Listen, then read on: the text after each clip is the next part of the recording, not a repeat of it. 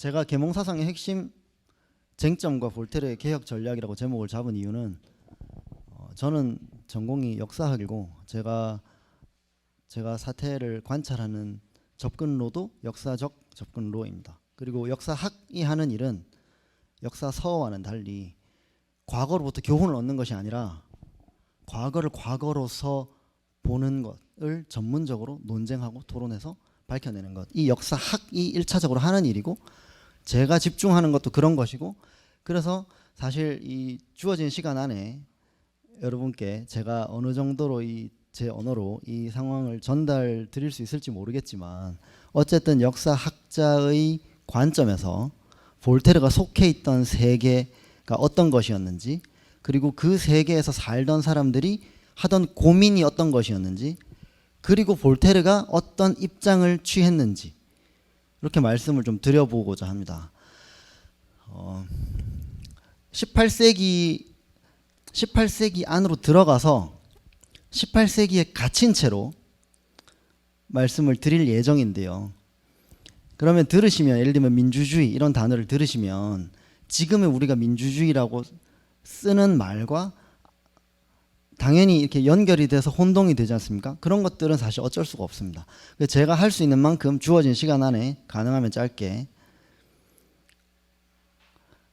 언어를 좀 구체적으로 말씀을 드리고 싶은데요.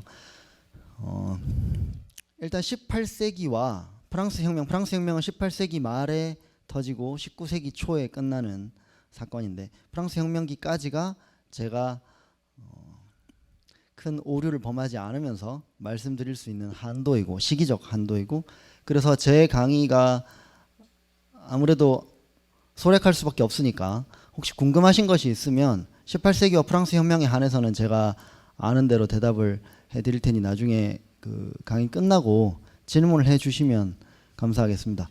일단 볼테르가 속한 세계는 18세기인데 볼테르는 18세기 초에 태어나서 후반에 죽습니다. 프랑스 혁명 터지기 10몇 년 전에 죽는데 18세기를 관통하는 18세기가 100년이지 않습니까? 그 100년을 관통하는 사회사상, 정치사상의 키워드가 있습니다. 제가 일부러 구석에 지금 쓰겠습니다. 상업인데요. 이건 중요하지 않습니다. 어쨌든 상업입니다. 상업. 이게 지금 우리말로 하면 무역, 교류, 친분, 교제관계, 인간관계 이런 걸 다 가리키는 말입니다. 당시에. 그런데 이 상업이라는 말이 아주 중요한 단어로, 키워드로 18세기에 대두하는 이유는 경제적인 조건이 그전과 많이 바뀌었기 때문입니다. 물자의 이동, 인간의 이동, 그리고 우편, 교류 시스템 이런 것들이 많이 바뀌거든요. 그래서 상업의 시대라고 당시 사람들이 부르고 상학이라는 것이 생겨납니다.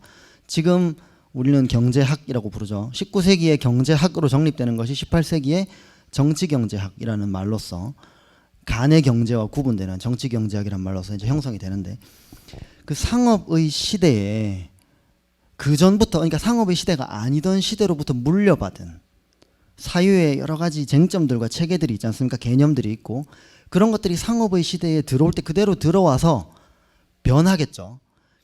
그래서 지금 제가 볼테르를 말씀드리기 전에 18세기 사상을 가로지르는 여러 가지 쟁점들을 크게 몇 가지만 일단 말씀을 드리면, 하나는 인간이란 어떤 존재인가. 제가 여기서 말씀드리기엔 너무나 큰 주제지만 제가 일부러 짧게 정리를 해보았습니다. 인간이란 어떤 존재이냐. 이성에 더 치우치느냐, 정념에 더 치우치느냐. 당시 사람들의 중론은 둘 다다. 당연하죠. 둘 다인데 정념, 충동에 조금 더 쉽게 지배당하는 것이 대부분의 인간이다. 이것을 고려해서 여러 가지를 설계해야 된다. 일단 이게 중론입니다. 이게 인간. 그리고 사회라고 했는데 사회성의 개념입니다. 이것은 인간이 태어날 때 다른 인간들과 함께 살기 좋게 태어났느냐, 아니면 다른 인간들과 함께 있으면 싸우기 쉽게 태어났느냐, 이것이 중요한 쟁점입니다. 이 문제를 두고 15, 16세기부터 이미 자연법학자들이 많은 논쟁을 벌였는데 거의 전부, 그러니까 극소수를 제외한 거의 전부는 인간이 사회성을 어느 정도 타고난다. 조금이든 많게든 타고난다. 그래서 인간은 가만히 놔두면, 원시 상태에 가만히 놔두면 무리를 이루어 살게 되어 있다. 약하니까 살기 위해서, 생존하기 위해서. 그게 중론입니다. 거의 전부 그렇게 생각하는 상황이에요. 그리고 17세기에 여러분들 이미 좀 아시겠지만 홉스라는, 지금은 대사상가죠, 홉스라는 사람이 이 사회성 태제를 정면으로 반박하면서 아주 큰 센세이션을 일으키죠. 당시에 홉스가 내놓은 태제는 인간은 사회적으로 살게 태어난 게 아니고 서로에게 적이 되도록 태어났다. 그 이유는 인간이 대체로 평등하게 태어났기 때문이다라는 겁니다. 인간이 다 다른 능력을 갖고 태어났지만 한 명이 다른 한 명을 저항받지 않고 죽이거나 지배할 수 있을 만큼 능력의 불평등이 존재하는 것은 아니기 때문에 자연 상태에서 인간들은 서로 다 싸운다. 그래서 그걸 막기 위해서 사회 계약이 필요하다. 그리고 그 계약을 통해서 절대적인 주권을 설정하고 그걸 군주에게 줘서 군주가 확실한 철권 법치를 이렇게 해야 된다. 이런 식의, 이제 제가 아주 짧게 요약했지만 이런 식의 논리를 펼쳤죠. 이 홉스의 태제는 17세기에는 절대군주정을 지지했다는 사실 때문에는 전혀 비판을 받지 않습니다. 전혀는 아니고 약간 비판을 받지만 중요한 건 당시에는 그게 아니에요. 왜냐하면 당시에는 절대군주정의 시대이기 때문에 절대군주정을 지지하는 것은 전혀 문제가 되는 일이 아닙니다. 문제가 된 부분은 사회성을, 이 태제를 거부했다는 거죠. 이거는 마치 성악설처럼 들리게 되는 겁니다. 그리고 마치 기독교를 거부하는 것처럼 들리게 되고, 자, 18세기로 넘어가면 여전히 인간은 사회적으로 살게 태어났다라는 의견이 중론인 시절에, 그러니까 여러분들이 그냥 이렇게 책 읽으시면 거기 이름 나오는 18세기 유럽의 철학자들, 사상가들, 정치인들은 그냥 전부 이 태제를 지지했다고 생각하시면 됩니다. 거의 전부 다. 조금이든 많게든. 그런데 이 태제를 거부한 18세기 사상가가 있는데 그게 루소입니다. 루소는 인간이 사회적으로 살도록 태어나지 않았다라고 명시적으로 말하고, 그 근거를 인간의 언어를 봐라. 인간이 말을 얼마나 힘들게 배우느냐. 인간의 사회성의 가장 중요한 도구가 언어인데, 도와달라, 나를 먹여달라, 나를 사랑해달라, 나는 네가 싫다, 너는 그것을 하지 마라, 이런 말을 하는데 필요한 이 언어가 아주 배우기 힘든 것이기 때문에 그것으로 미루어 볼 때 인간은 사회성을 갖고 태어난 게 아니라 사회를 인위적으로 만들어낸 것이다. 왜 만들어냈느냐? 필요해서 만들어낸 것이 아니고, 홉스랑 다르죠. 여기서 사회성이 별로 없다는 태제는 홉스랑 비슷하지만 필요해서 만든 게 아니라 역사적인 우연과 재난 때문에 사회가 구성되어야 하는 상황들이 닥쳐왔고, 유럽에 옛날에, 아주 옛날 언젠가, 그래서 그때 사회가 형성되었다는 거예요. 사회가 형성되는 과정에서 소유권이 발생하고 법과 판관이 나오고 그때부터 인간의 모든 불행이 시작되었다. 뭐 이런, 제가 너무 짧게 요약했지만 루소의 큰 태제는 그런 것입니다. 그래서 이 사회성 문제, 이 문제에서 여러분들이 기억해 주셔야 되는 것은 당연히 볼테르를 포함해서 거의 대부분의 18세기 사상가들은 인간이 사회적으로 살도록 태어났다. 인간은 가만히 놔두면 사회 계약 같은 거 하지 않아도 사회를 이루어서 살게 되어 있고, 가만히 놔두면 어떤 방식으로든 그 무리의 지도자가 생기고, 그 지도자가 혼자 그 무리를 이끌든 아니면 그 지도자를 거기 속해 있는 다른 사람들이 동의와 합의에 의해서 통제를 하든 어떤 식으로든 국가가 형성이 되고, 그죠? 사회가 움직이게 되어 있다. 이게 대부분의 관점입니다. 그거를 반대했기 때문에 루소는 18세기에 루소는 홉스주의자라는 별명으로 많이 불립니다. 당시에 홉스주의자라는 말은 욕이에요. 거의 욕입니다. 당시에 큰 욕이 몇 개 있는데 정치 사상에서 마키아벨리주의자, 홉스주의자, 민주주의자. 이거는 서로 다른 이유에서 어쨌든 욕입니다. 나중에 좀 더 설명드릴게요. 그 다음으로 중요한 거, 역사. 역사는 순환하느냐 진보하느냐. 기독교적 사관이 고대적 순환 사관을 파괴하고 뭐 일직선의 단선적인 진보 사관으로 이어졌다. 이런 식의 이제 큰 교과서적 서술들이 있는데 그런 것은 일단 잠깐 묻어두고 자세하게 들여다보면요. 제가 자세하게 지금 설명을 드릴 수는 없지만 시간상 순환 사관과 이 직선 사관이 공존합니다. 대부분의 경우에 이런 사고방식이 그 다음 사고방식으로 하루아침에 탁 안 바뀌죠. 50년, 100년 이상 공존합니다, 보통. 근데 어떤 식으로 공존하냐면 양상을 보면 인류는 전반적으로 앞으로 직선으로 나아가요. 그게 꼭 진보이기만 한 것은 아니지만 퇴보할 수도 있죠. 루소는 퇴보한다고 봤습니다. 하지만 인류는 대체로 하나의 방향으로 쭉 나아가고 시간이 되돌아오지 않는다라는 사고방식이 18세기가 되면 그전과 달리 좀 강해지기 시작합니다. 그 이유가 상업의 시대라는 인식 때문이에요. 옛날과 너무 다른 시대가 왔다는 거죠. 이걸 보니까 역사가 계속 순환하는 건 아니구나. 그런데 순환 사관도 남아 있습니다. 정부와 당시 혁명이라는 말이 이제 그 순환인데요. revolution. 혁명도 아주 나쁜 뜻으로 쓰입니다. 거의 언제나 그 천문학자들이 쓸 때 빼고 그 중립적인 단어죠. 정치적으로는 나쁜 뜻으로 쓰입니다. 재앙이라는 뜻이죠. 당시에 계속해서 쓰이는 말이. 프랑스 혁명기가 되어서야 좋은 말로 잠시 바뀌는데 혁명이 끝나고 나면 다시 나쁜 말로 바뀌죠. 아주 부정적인 단어로. 어쨌든 역사는 크게 보면 진보할 수도 있고 퇴보할 수도 있지만 일직선으로 간다고 쳐도 세부적으로 보면 계속 순환을 한다는 겁니다. 정부는 흥망성쇠를 다 거치고 어떤 국가가 잘 나가다가 몇십 년 지나면 다른 국가가 추월하고 그런다는 거죠. 그러면은 정부 형태가 왕정, 귀족정, 민주정을 순환하기도 하고 이 순환 과정 하나하나는 다 큰 혼돈의 시대이기 때문에 부정적인 것으로 여겨집니다. 대부분의 경우에. 자, 이렇게 크게 세 가지 테마가 있는데 이런 문제들과 함께 좀 더 구체적으로 이건 지금 상당히 추상적이고 큰 주제들로 여겨지시죠. 이런 것들이 대부분의 사상가들이 글에 다 배어 있습니다. 공유하고 있는 입장들이 있고 그 공유하고 있는 입장들을 따라갈 경우에는 특별히 언급하지 않지만 자기가 어떤 이 세 가지 요소 중에 당시의 중론을 비판할 때는 구체적으로 언급하겠죠. 루소 같은 경우 사회성 문제. 여기 밑에 18세기 아까 제가 처음 말씀드린 18세기의 가장 중요한 키워드인 정치경제학. 이것은 정부 형태론 그리고 습속론, 인간의 도덕적인 특질이나 뭐 문화 같은 것들 그런 것들을 다 포괄하는 경제론이라고 생각하시면 옳죠. 맞습니다. 그래서 당시 정치 경제에서 중요한 키워드가 습속, 정부, 종교 그리고 여기 이제 우리가 생각하는 경제가 있는데 이 안에 농업, 상업, 제조업, 재정, 금융 이런 것들이 들어가겠죠. 재정과 금융은 같은 묶음으로 당시에 봤고요. 중앙은행이 없었으니까. 자, 이렇게 큰 틀이 여기 있습니다. 제가 이 틀에서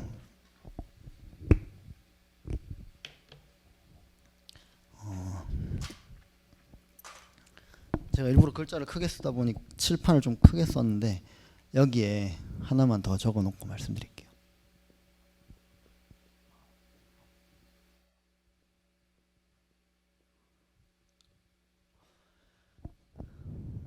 (18세기) 정치 사상, 사회 사상을 전개하는 그 일반적인 루트가 있어요. 일반적인 공식이 있습니다. 지금 우리가 글 쓸 때 뭐 서론, 본론, 결론 있고 이런 것처럼 일반적으로 접근해 들어가는 경로가 있고 빠져나오는 그래서 결론을 도출하는 경로가 있어요. 많이 사용되는 아주 많이 사용되는 것 중에 하나가 이 고대와 근대를 비교하는 방법입니다. 그러니까 이렇게 하는 거죠. 고대에는 이랬는데 우리도 그걸 본받을 수 있다. 해보자. 이렇게 가는 사람이 있는가 하면 고대에는 이랬지만 우리는 그것을 본받을 수 없는 조건에 처해 있다.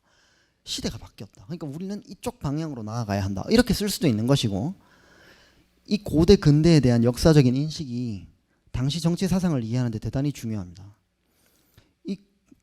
이게 이제 문학, 철학 쪽에 특히 문학 쪽에서 신구 논쟁이라고 해서 아주 중요한 논쟁이기도 한데 그것과 정치 사상은 또 결이 달라요. 그러니까 고대 그리스 로마의 예술, 문학을 포함해서 예술, 조각이나 이런 것들, 그런 것들을 근대인이, 이 근대라는 말은 유럽어로 지금이라는 뜻입니다. 모던, 지금이라는 뜻이에요. 그냥. 그러니까 18세기 사람들한테는 옛날과 지금이죠. 쉽게 말해서. 중세는 안 칩니다. 18세기의 사고방식에서 중세는 그냥 기독교 천년의 암흑시대예요. 대부분의 경우에. 그리고 그런 인식에 대한 반성이 일어나는 것은 대체로 프랑스 혁명 이후입니다. 우리가 중세를 너무 무시했고 뭐 그래서 혁명이 일어났고 이 재앙을 다시 일어나지 않도록 막아야 되고 이런 식의 혁명 이후의 뒤처리 과정에서 바뀌는 것이고, 낭만주의가 등장하면서 18세기 계몽사상에서는 중세는 천년의 암흑시대고 고대와 지금이 중요한데, 고대라 하면 보통 그리스와 로마입니다. 고대의 예술은 지금의 예술보다 우월하다고 볼 수도 있고, 또 보는 사람에 따라서는 우리가 더 우월하다고 보는 그런 경우는 극히 드물지만 당시에 그런 사람도 있고 나뉩니다. 그리고 고대가 더 우월하다고 보는 사람들 중에서도 우리는 고대의 예술을 절대 따라갈 수 없다, 시도할 필요도 없다, 이렇게 보는 사람들이 있는가 하면 우리도 열심히 하면 따라갈 수 있다. 볼테르처럼. 볼테르가 계속 고대의 장르를 모방하잖아요. 모방하면서 자기 걸로 만들죠. 서사시를 쓰고, 그렇죠? 역사를 쓰고. 그래서 이거 안 지우고 놔두겠습니다. 그래서 고대와 근대에 대한 인식이 아주 중요한데, 보세요. 고대 사회의 정치, 고대 사회의 경제를 18세기 사람들이 우리가 이런 것들은 배우면 되겠다, 이렇게 몇 개만 추출해서 콕콕 집어서 교훈을 얻으려고 하지 않습니다. 그런 경우는 저는 거의 본 적이 없어요. 제가 못 본 자료가 물론 많이 남아 있겠지만, 보통은 고대인들이 살았던 조건을 생각하고, 경제적인, 정치적인, 물질적인 조건들을 생각하고, 그 조건들과 지금 우리가 처해 있는 조건이 어떻게 다른지를 세부적으로 고민하고, 그 결과 우리는 무엇을 할 수 있을 것인가를 도출해내는 절차를 따라서 18세기 정치 사상의 논증이 진행됩니다. 이 정도면 쟁점의 아주 큰 대강은 제가 전달 드렸는지는 모르겠지만 일단 언급은 했다고 치고요. 지우겠습니다. 제가 지금부터 지금까지 말씀드린 맥락 안에서 18세기의 그 계몽사상의 시대의 그 크게 두 가지 입장을, 정치적인 입장을 말씀을 드리고, 볼테르와 루소 등등을 예를 들어서 좀 말씀드리겠습니다.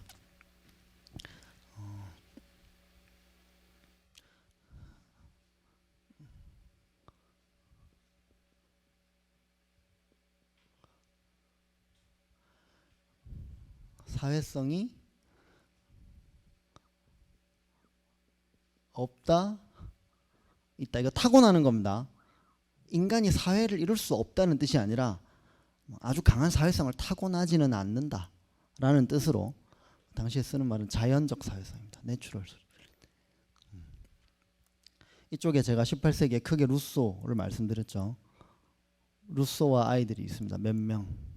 이쪽에는 나머지 전부. 루소는 계몽사상의 전형적인 인물이 아니라 계몽사상가들이 자신들의 안티테제로 삼았던 사람이에요. 루소 스스로도 파리의 살롱을 아주 혐오하고 계몽사상가들이 타락했다고 생각하고 자신은 순수하다고 생각하는 그런 사람이었습니다. 당시 계몽사상가들이랑 계속 싸우죠. 볼테르, 휴me 이런 사람들이랑 원수죠. 루소는 완전히. 파리 지식계에서 완전히 왕따라고 생각하시면 됩니다. 그렇지만 루소에게는 루소를 아주 사랑해주는 어마어마하게 많은 독자들이 있었죠. 복잡한 지형입니다. 자, 여기에 볼테르가 들어가고요. 볼테르만 들어가는 것이 아니라 뭐 백과전서파들 다 이쪽에 들어간다고 생각하시면 됩니다. 아담 스미스, 데이비드 휴me 이렇게 놓고 볼 때 제가 정치 사상, 정치 경제에 좀 더 한정해서 말씀드리겠습니다. 개혁 전략이라고 말씀드렸는데, 여기서 제가 지금 보여드리려고 하는 주된 질문은 인간이 이 사회 속에 태어나서 우리가 자연 상태, 원시 상태에 태어나는 게 아니지 않습니까? 그러니까 자연 상태가 사회 상태보다 더 아름다웠다. 그때는 소유도 없었고 전쟁도 없었고 이렇게 생각하는 루소라 하더라도 자기는 사회 상태에 태어났잖아요. 그죠? 이미 국가와 사회 속으로 태어난 상황에서 인간이 자유롭게 살 수 있는가? 루소를 제외한 이 반대편에 있는 사람들 입장에서는 그거는 이미 사회 상태 속에 태어났는데가 아니라 그건 그냥 기본값이니까 문제가 안 되죠. 인간이 집단적으로 더 나은 미래를 설계하고 그 미래를 향해 전진하는 것이 가능한가? 가능하다면 어떻게 하면 그 나은 미래를 향해 갈 수 있는가? 그리고 어떻게 하면 퇴보하지 않을 수 있는가? 그죠? 이런 질문들을 던질 때 루소는 어떻게 생각하냐면요. 루소는 상당히 명확하고 구체적인 답변들을 내놓았습니다. 일단 루소가 생각할 때 인간이 사회 속에서 그것도 상업의 시대에 18세기에 어느 정도 자유롭게 그러니까 완전히 타락하지는 않은 채로 완전히 욕망의 노예가 되지 않은 채로 살 수 있는 방법은 집단적으로 개별적으로 말고요. 개별적으로는 에밀이죠. 루소의 책에 에밀 그 어느 정도 부르주아 집안에 그러니까 약간 잘 사는 최소한 약간은 잘 사는 집안의 남자아이로 태어나서 완벽한 교육을 받으면 어쩌면 우리는 조금 자유롭게 살 수 있을지도 모른다. 이게 이제 에밀의 아주 제가 거칠게 요약했지만 그런 태제입니다. 거기서 이제 여자아이들은 남자아이를 기쁘게 하기 위한 존재로만 이렇게 루소는 얘기하죠. 어쨌든 에밀이 아니라 제가 사회계약론, 정치경제론, 코르시카 헌법론, 폴란드 정부론 이런 루소의 사회정치 저작을 보면 루소가 인간이 집단 속에서 자유롭게 사는 법은 뭐냐? 일단 농업이 아닌 산업이 거의 없는 국가라야 합니다. 왜냐하면 농업이 아닌 산업은 루소가 볼 때 사치를 조장해요. 이 사치라는 단어는 18세기 사회사상을 지배하는 단어 중에 하나입니다. 영어로 럭셔리입니다. 지금 사치라는 단어랑은 약간 뜻이 다른데 이때 사치라고 하면 이 단어를 쓰는 그 순간 그 사람의 생각에 인간에게 꼭 필요한 생필품이 있지 않습니까? 그거를 넘어서면 사치입니다. 루소 입장에서는 집에 모자가 2개가 있으면 사치일 수 있어요. 신발이 2켤레가 있으면 사치일 수 있습니다. 어쨌든 농업이 아닌 모든 산업, 특히 상업, 금융 이런 것들은 사치를 낳고 조장하고 사치 위에서 생존하는 산업이기 때문에 정말 그 사회의 생존에 필요한 정도만 빼고는 없애버려야 됩니다. 루소가 볼 때. 근데 이 농업이 너무 번창하면 안 돼요. 그러면 상업이 생겨나거든요. 그래서 땅이 약간 척박해야 됩니다. 그래서 아주 힘들게 노동만 하면 겨우 딱 먹고 살 수 있는 정도. 그런 땅에 그런 토지를 가진 국가의 사람들이 어느 정도 평등하게 경제적으로 평등하게 다 같이 약간 가난하게 다 같이 부자면 안 되고요. 루소가 볼 때 다 같이 약간 가난하게 평등하게 살고 이 조건이 많습니다. 제가 다 말씀을 드릴 건데 이 조건 중에 하나라도 빠지면 안 돼요. 루소 입장에서는 전부 다 갖춰야 됩니다. 사람들이 약간 가난하게 그렇게 평등하게 살고 인구가 적어야 됩니다. 어느 정도로 적느냐? 루소의 기준은 모든 사람이 서로를 약간 알아야 됩니다. 그러니까 이름을 모르는 사람은 없어야 되는 거죠. 적어도 이 나라 안에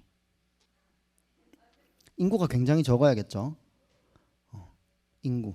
그리고 루소가 생각할 때 자유, 이게 지금 제가 말씀드리는 내용은 사회계약론을 꼼꼼하게 읽어보시면 거기 그냥 다 적혀 있습니다.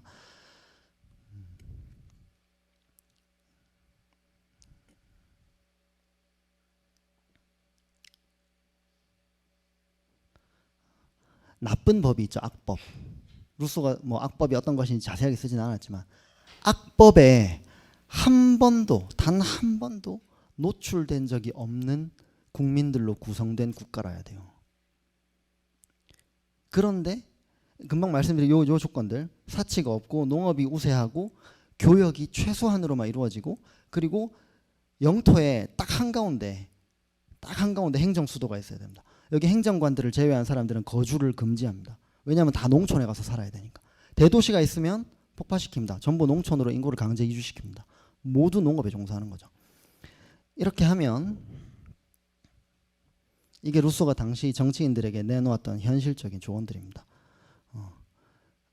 이렇게 하면, 이런 조건들을 다 갖추면, 이미 힘들겠죠. 근데 다 갖추었다 칩시다. 그러면 자유롭게 살 수 있느냐? 아닙니다.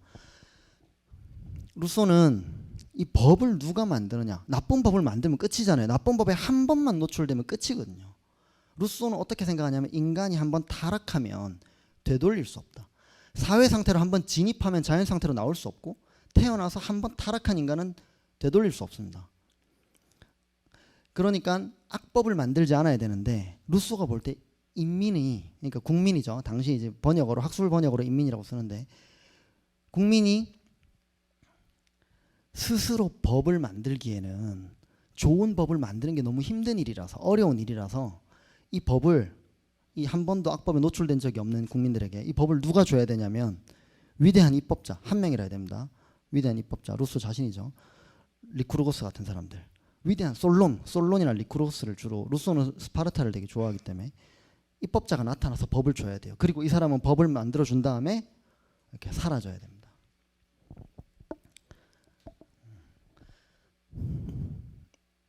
이 조건들을 다 갖춰야 됩니다. 그래서 루소가 뭐라고 하냐면, 이 모든 조건을 전부 갖추어야만 인간이 자유롭게 살 가능성이 보이는데, 이걸 다 갖춘 국가를 찾는 것은 거의 불가능하다라고 스스로 써놨습니다. 사회계약론에. 그래서 루소가 생각할 때 이 모든 조건을 다 갖출 수 있어 보이는, 그나마 가능성이 있는 국가는 유럽에 딱 하나밖에 없는데, 그게 바로 코르시카 섬입니다. 루소가 사회계약론 내고 나서 얼마 안 있다가 코르시카는 프랑스의 복속이 되죠. 이제 루소의 희망이 다 사라지는 거죠. 자, 이 법을 이렇게 해서 이 모든 조건을 다 갖추었다고 칩시다. 사회계약론의 이야기가 여기서 시작되는 겁니다. 다 갖추었는데, 그럼 이 법을 어떻게 만들까? 위대한 입법자가 맨 처음에 헌법 같은 걸 주죠. 그 다음에도 법을 만들어야 되잖아요. 세부적인 것들을.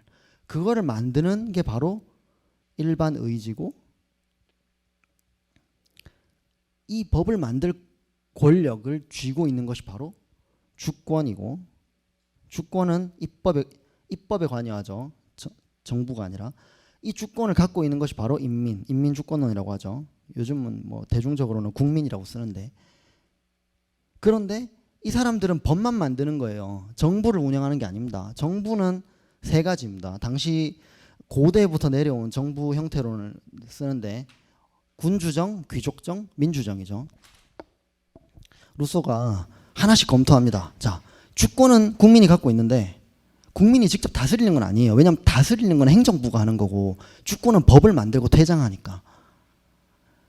그러면 군주정은, 루소가 군주정부터 검토합니다. 군주정은 세습 군주를 교육할 때 그 애가, 왕세자가 아주 어릴 때부터 남을 다스리기 위해서 교육을 받기 때문에 반드시 타락한다. 군주정 아웃입니다. 귀족정은 부패하고 아첨하는 자들의 통치가 될 수밖에 없다. 아웃입니다. 귀족정이 18세기에는 투표로 선출되는 정부 형태거든요. 민주정, 18세기의 민주정이라는 말은 이제 투표의 반대말입니다. 투표하는 것이 아니고 추첨에 의해서 만인의 평등을 전제하고 통치하는 거죠. 민주정에 대해서는 루소가 뭐라고 하냐면, 불가능하다고 얘기합니다. 그냥 인간은 민주정을 이룰 수 없다. 그건 신들만 할 수 있는 것이다. 불가능하다고 얘기합니다. 그러면 군주정, 귀족정, 민주정 다 안 된다고 얘기한 거죠. 그럼 혼합정부는 뭐라고 하냐면, 루소는 모든 정부는 원래 조금씩 혼합정부다. 그런데 혼합정부를 한다고 해서 각각의 정부가 갖고 있는, 정부 형태가 갖고 있는 단점들이 사라지지는 않는다. 그래서 안 된다는 겁니다. 루소의 사회계약론은 우리가 정부와 사회를 가지고 집단적으로 인류가 더 나은 삶을 향해서 나아가기는 글렀다고 보는 입장을 상당히 명시적으로 담고 있고, 그래서 당시 사람들이 18세기 사람들이 루소의 사회계약론을 읽고 비판을 많이 합니다. 프랑스 혁명가들, 여러분들 루소의 사회계약론이 프랑스 혁명가들에게 큰 영향을 미쳤다고들 생각을 하시지만 영향을 많이 미쳤습니다. 근데 그 이유는 입법권이 행정권 위에 있다는 주장을 함으로써 혁명을 터트린 부르주아지가, 혁명을 터트린 그 제3신분이 자신들의 입법권을 통해서 왕을 견제할 수 있고 왕보다 의회가 위에 있다고 말할 수 있었기 때문에 루소를 차용한 거죠. 사회계약론에 나오는 저 정부 형태론과 인민주권론 부분은, 특히 정부 형태론은 너무나 절망적이기 때문에 프랑스 혁명가들이, 프랑스 혁명기의 민주파, 개혁파가, 공화주의자들이 글을 쓸 때 서론에 많이 나오는 문장이 있습니다. 루소에도 불구하고 라는 말이 있습니다. 관용어처럼 쓰여요. 루소가 이런 절망적인 말을 했지만 틀렸다. 우리는 더 나은 세상에 갈 수 있다. 이렇게 주장을 하는, 루소가 너무 대중적으로 유명한 작가니까 그런 말을 계속 해주는 겁니다. 혁명가들이. 혁명 전으로 다시 돌아와서. 그러면 루소 반대편에 있는 사람들, 볼테르 같은 사람들은 어떻게 생각하냐면, 볼테르는 정부 형태론을 하나씩 하나씩 따지지 않습니다. 지나가다가 하나씩 언급은 해요. 그래서 민주정은 애초에 고려 대상이 아닙니다. 볼테르한테. 볼테르는 민주정이 시끄러운 파리떼들, 도당들의 정부라고 생각을, 그렇게 표현을 하거든요. 그렇게 표현을 하고, 그게 당시 압도적인 다수의 관점입니다. 프랑스 혁명 이전에 민주정이라는 말은 그 상세한 검토의 대상으로 쓰이는 게 아니라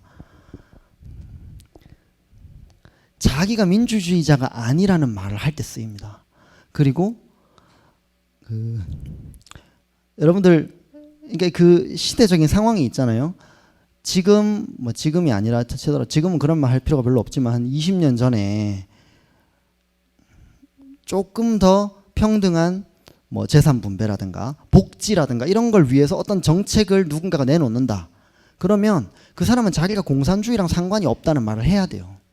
왜냐하면 그런 비판을 받으니까. 이때도 마찬가지입니다. 왕권을 조금 제한하자든가 이런 얘기를 하면 그게 민주주의랑 아무 상관이 없는데도 넌 민주주의자 아니냐 이렇게 욕을 한단 말이죠. 그럼 나는 민주주의자가 아니라고 말해야 되는 거예요. 책 앞에. 그게 바로 이제 볼테르를 비롯한 거의, 여러분들 이름 들으시면 거의 떠올릴 수 있는 거의 모두가 하던 일입니다. 데이비드 휴먼 스미스도 마찬가지고. 볼테르가 생각할 때 유일하게 똑바로 굴러갈 수 있는 정부 형태는 군주정이고, 군주정 중에서도 절대적인 군주가 있어야 됩니다. 절대적인 힘을 가진 군주. 왜냐? 개혁의 걸림돌은 왕이 아니라 귀족이거든요. 볼테르가 볼 때는. 귀족이 자신들에게만 적용되는 별도의 법을 갖고 있단 말입니다.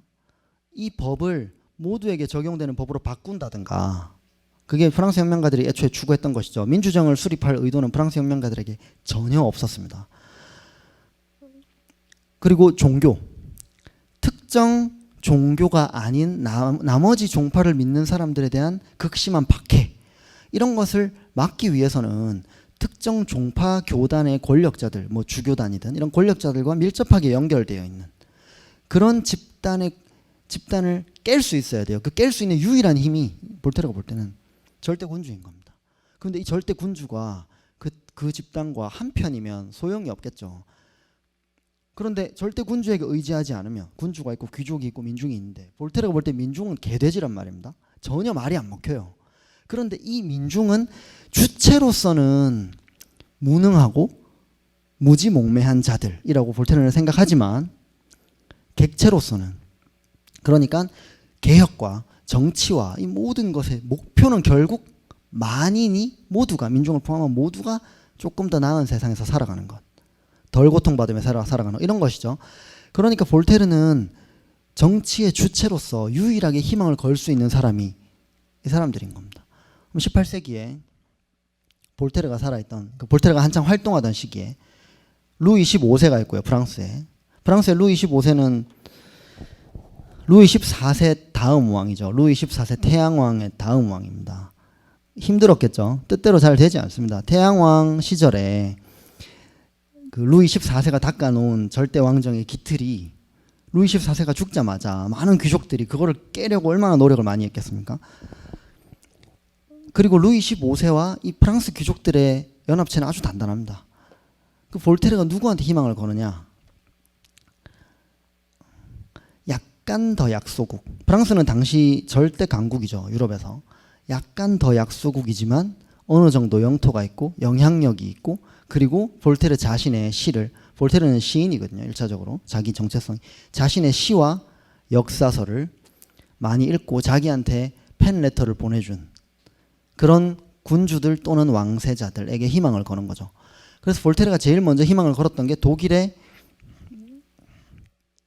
프리드리히 대제가 있는데, 이 사람은 왕세자 때는 볼테르한테 아주 살갑게 구는데 왕이 된 다음에 자기가 왕이 돼 보니까 볼테르랑 자기가 10대 때 볼테르랑 의논했던 대로 통치할 수가 없는 거예요.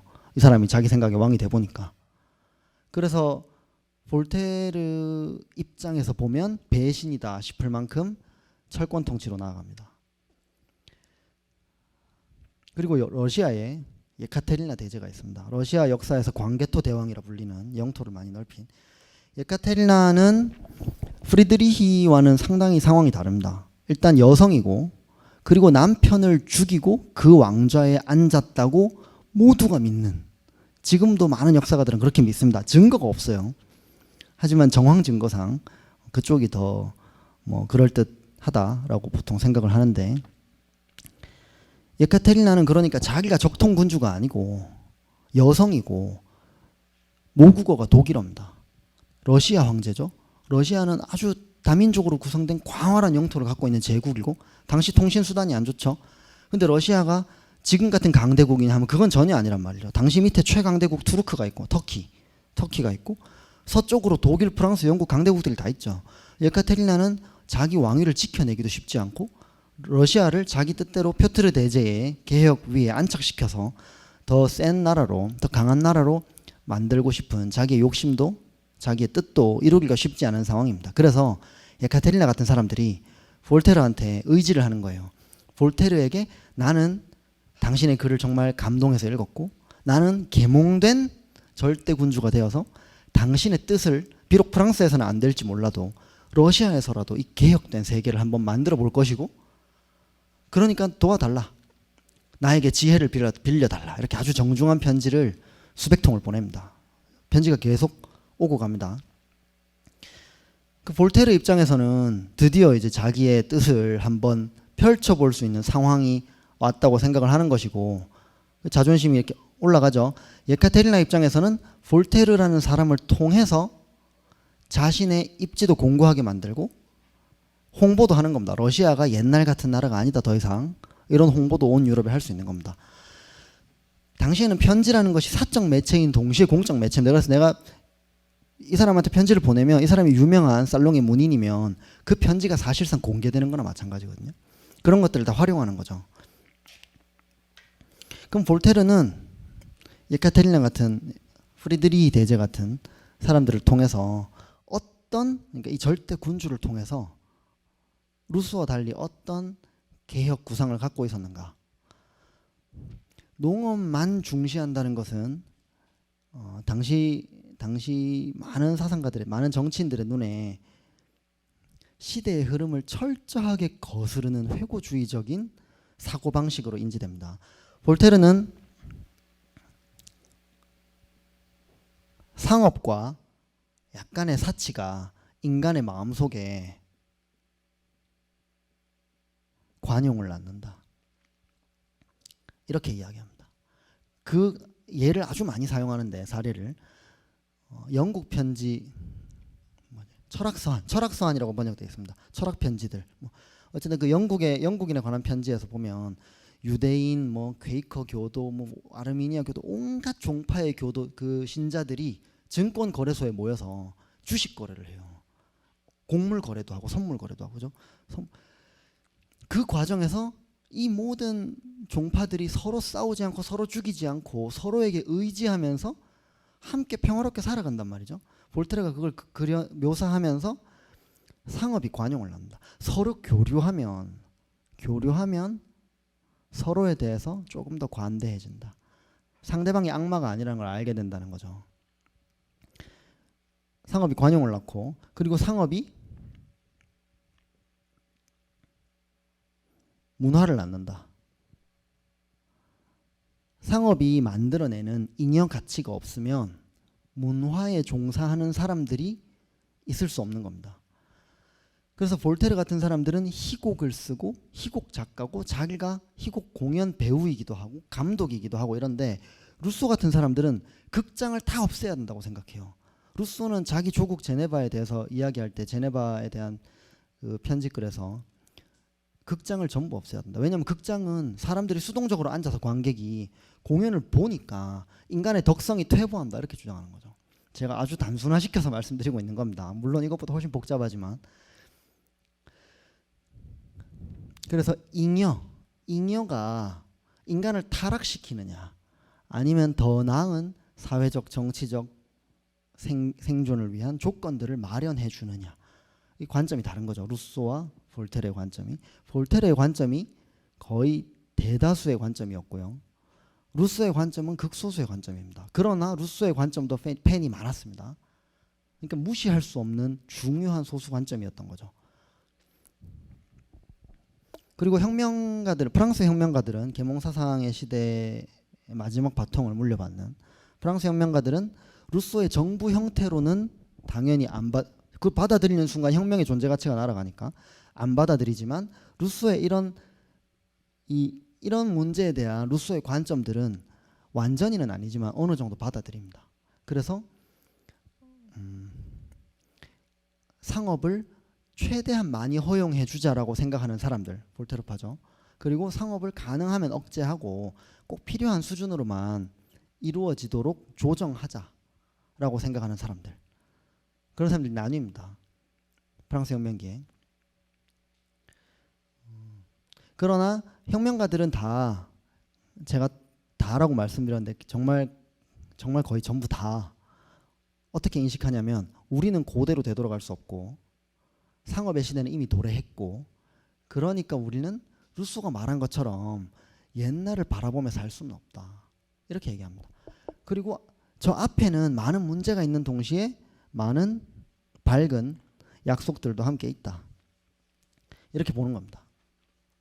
볼테르 개혁 전략에서 여러분들 볼테르가 했다고 종종 이제 잘못 전달되는 유명한 말 중에, 나는 당신의 말에 동의하지 않지만 당신이 그 말을 할 수 있는 자유를 위해서 내 목숨을 바치겠다 라고 말했다고 하죠. 볼테르는 그렇게 말 안 했지만 볼테르가 그렇게 말했다는 오해는 볼테르의 정신을 잘 보여준다 라는 주장도 많이 나옵니다. 그렇지만 저는 그 주장을 완전히 반박하려는 것은 아니지만, 볼테르, 디드로, 달랑베르 그리고 루소 포함해서 이 계몽사상가들은 자기 반대편에 있는 사람들, 당시의 계몽사상가들은 소수파입니다. 당시 사회에서, 정치에서 이 사람들은 권력을 갖고 있는 사람들이 아니에요. 권력자들 중에 일부 상당수가 이 사람들을 좋아했고 이 사람들에게 연금도 주고 생활비도 주고 책도 내주고 몰래 이렇게 했지만, 그렇다고 이 사람들이 다수파거나 권력을 갖고 있는 건 절대 아니란 말이죠. 그리고 사상계, 당시 사상계의 절대 다수파이자 권력자들은, 특히 프랑스에서는 가톨릭 저널을 운영하는 사제들입니다. 이 사제들이 지식을 독점하던 사람들이죠. 원래는 18세기가 되면 그 지식이 15, 16세기 르네상스 이후로 다 퍼지지만, 이 저널들이 진짜 구독자도 많고 영향력도 강하단 말입니다. 그럼 그런 저널들이 주로 하는 게 뭐냐면, 계몽사상가가 책을 내면 그 책에 서평을 씁니다. 아주 안 좋게. 이 책은 신성 모독이고 뭐 이런 부분에서 신학적으로 틀렸고 처음부터 끝까지 읽을 필요도 없고, 그러면서 길게 인용해서 왜 틀렸는지 막 논증하고, 이런 주장은 무신론으로 이어질 수밖에 없다, 이런 식의 논증이 많이 나오고 그렇습니다. 두툼한 저널이 계속 나오는 거죠. 일간지 주간지 다 있고 지방마다 다 있습니다. 계몽사상가들은 이 가톨릭 저널들과 맞서 싸워야 되는 거예요. 그래서 그 당시에는 사전 검열제가 작동하던 시대입니다. 그러니까 검열관을 통과하지 않으면 어떤 책도 출판되지 않던 시대.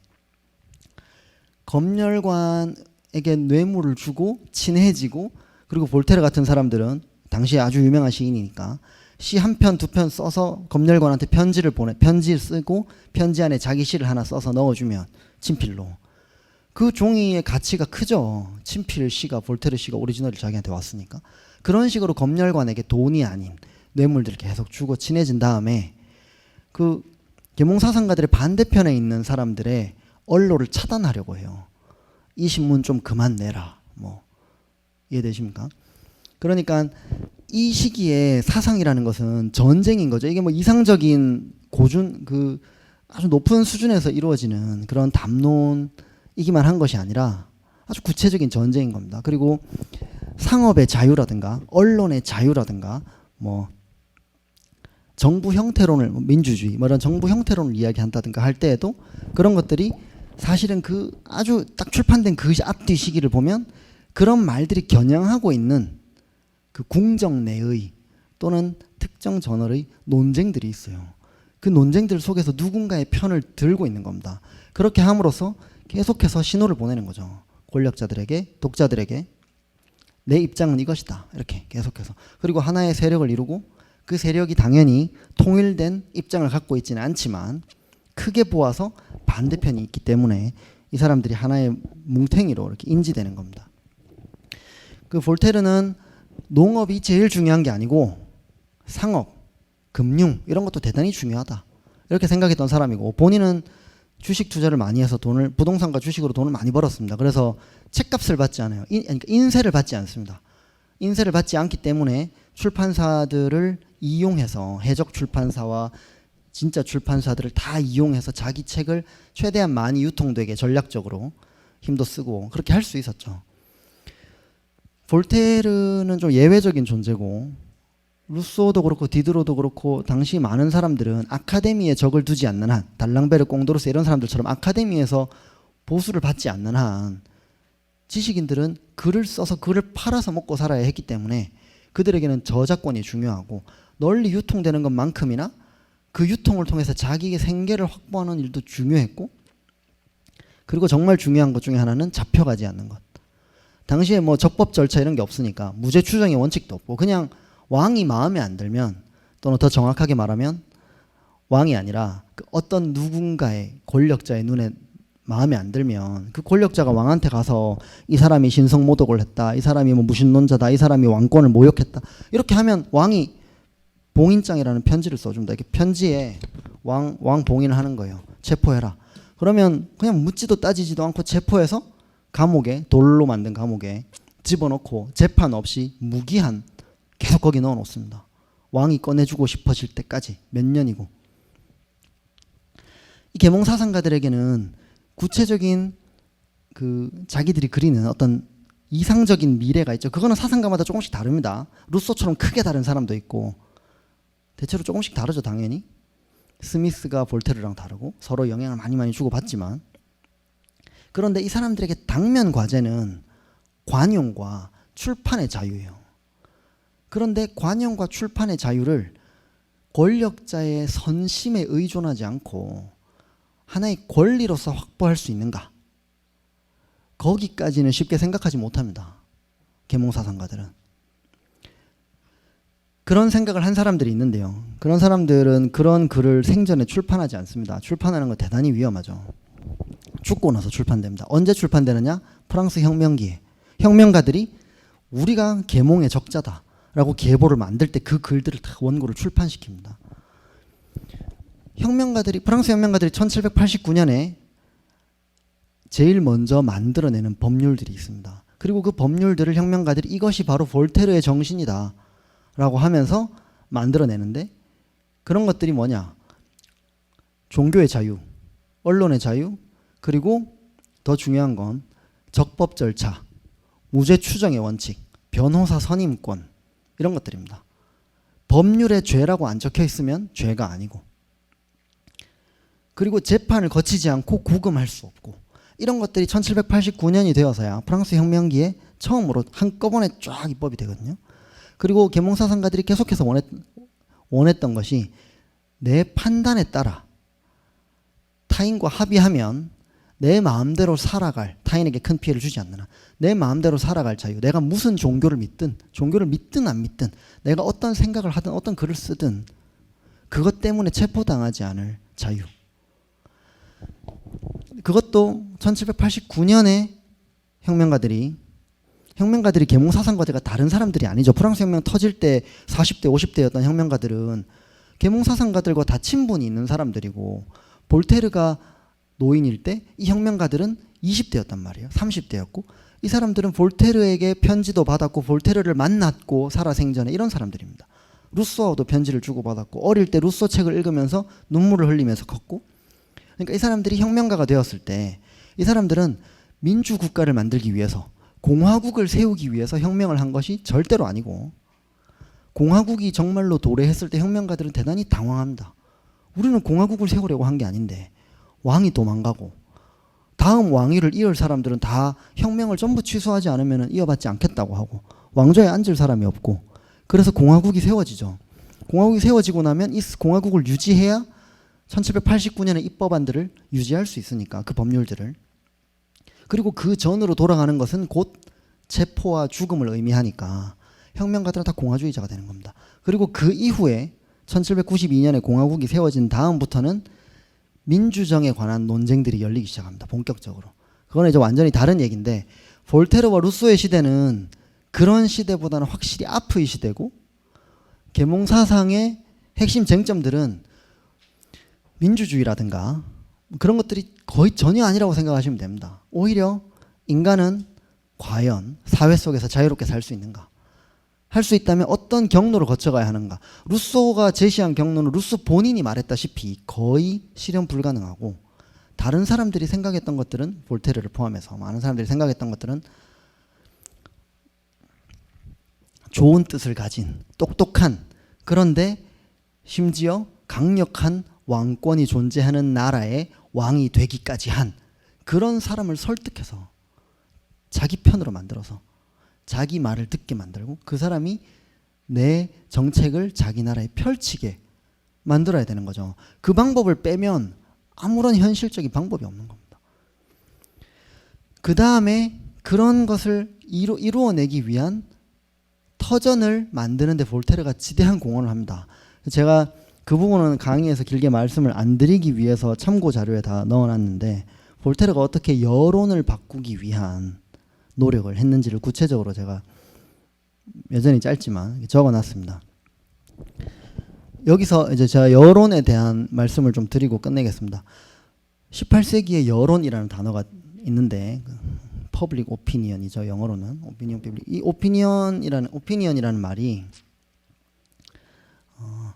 지금처럼 뭐 여론조사를 무작위로 해서 통계적으로 나오는 그런 여론이 결코 아닙니다. 여론이라는 말을 쓸 때 여러 가지, 당연히 하나의 뜻으로는 안 쓰이겠죠. 큰 개념이니까. 근데 그 여론이라는 말이 모든 사람의 평균적인 견해, 입장이라는 뜻으로도 쓰이고, 이런 뜻으로 쓰이는 경우는 좀 더 적고, 주로 어떤 경우에 쓰냐 하면 교육받은 사람들의 합리적인 입장들의 어떤 평균치 합계, 여론, 이런 뜻으로 많이 씁니다. 그래서 여론이 18세기에 뭐 데이비드 휴움도 그렇게 많이 얘기하고, 볼테르는 말할 것도 없고 많이들 나오는데, 여론이 드디어 세계의 지배자가 되었다. 왕조차도 여론의 눈치를 보지 않고서는 통치할 수 없게 되었다. 시대가 바뀌었다. 이런 말들이 여기저기 등장합니다. 거기서 말하는 여론이라는 거는 그 글을 쓰고 있는 사람 입장에서는 그 글을 쓰는 자기처럼 교육받고 합리적인 사고를 할 수 있고, 그 사람이 생각할 때 저 무지몽매한 민중과 달리 자기처럼 똑똑한 사람들, 그런 사람들의 사고방식으로 볼 때 합리적인 길로 군주가 나아가면, 군주가 여론에 따른 통치를 한다 라고 얘기합니다. 그러면 민중의 견해는 뭐냐?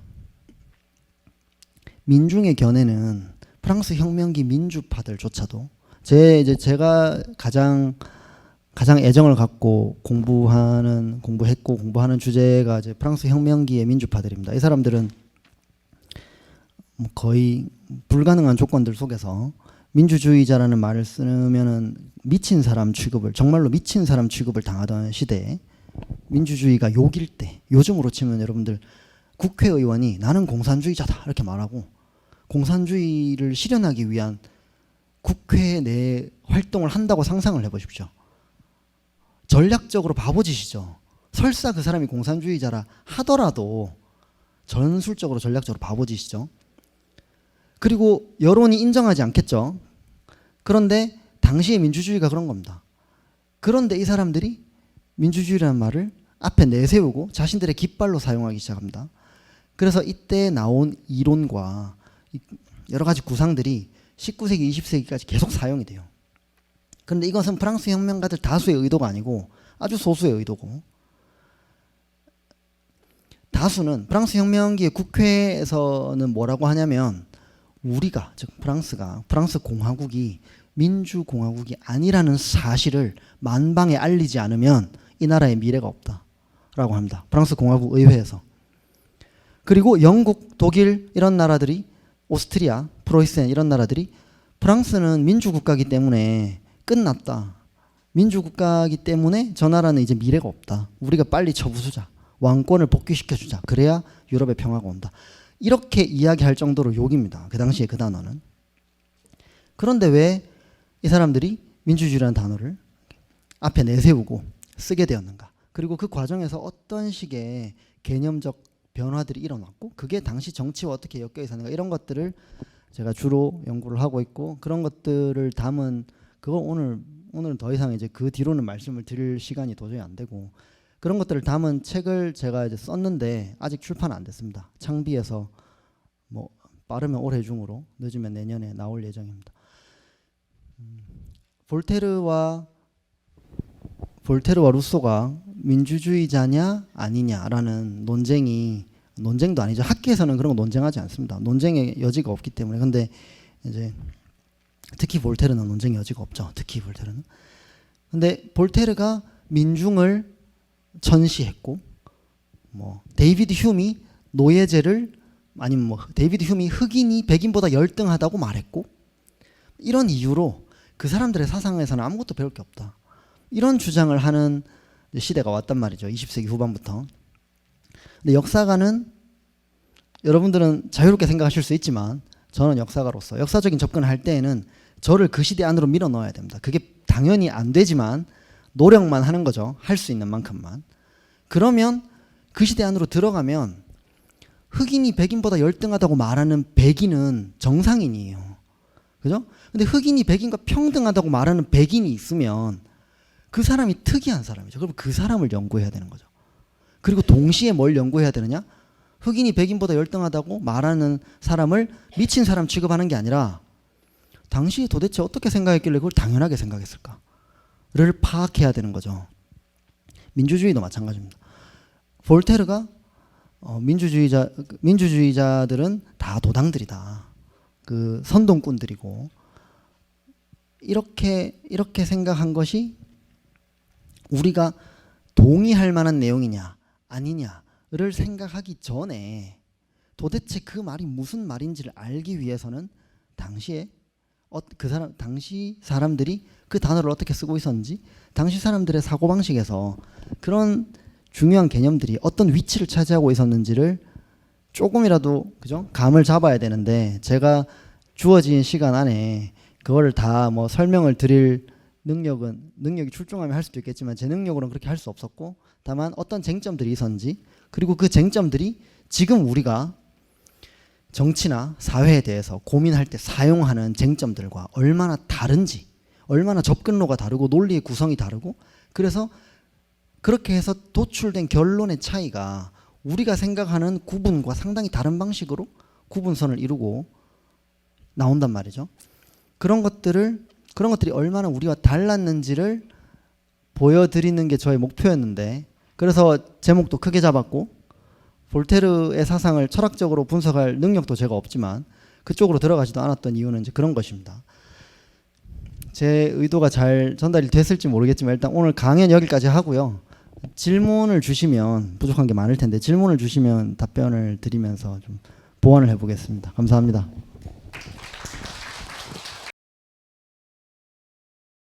이번 학기 준비된 내용 사상적인 부분들은 이제 마무리가 되고요.